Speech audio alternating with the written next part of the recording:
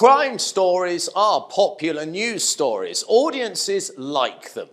But in Cambodia, there's really not that much crime. That is, unless you look at Sihanoukville, which taints the country's peaceful, law-abiding reputation with continued murders, tons of drugs, and now its thirst for human trafficking.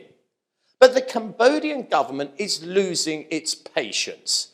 Before we lead into this story, allow me to play you a clip I ran a couple of months ago, because nothing describes these horrendous crimes more than seeing it for yourselves.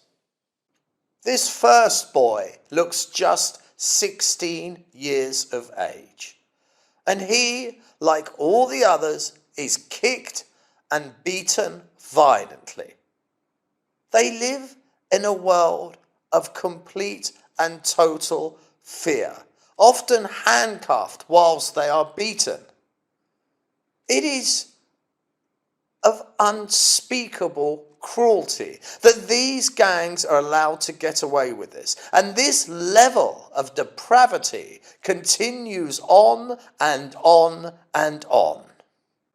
But let's take a closer look. This is that young lad. He can be no more than 16.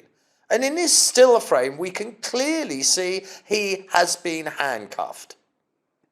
Allow me to slow this clip down. What you see is the young boy being tortured like so many.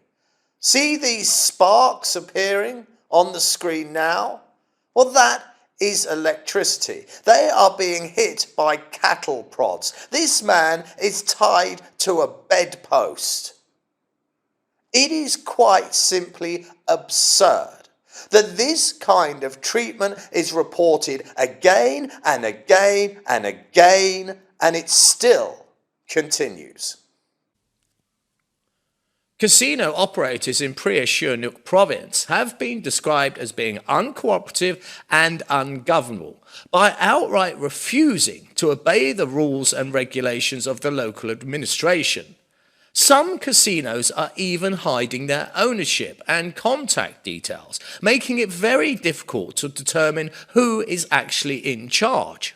The level of violence and of crime reported is often staggering, and the administration now hopes to change all this in a bid to clean up its image as a hotspot for human trafficking.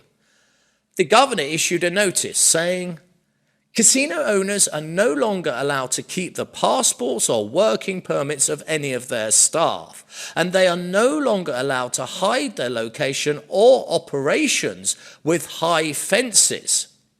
He added, "If you do not follow any of the rules and regulations, you will be closed down." But it is action and not rules that changes the behaviour of criminals. So we will see over the next few months what changes do occur.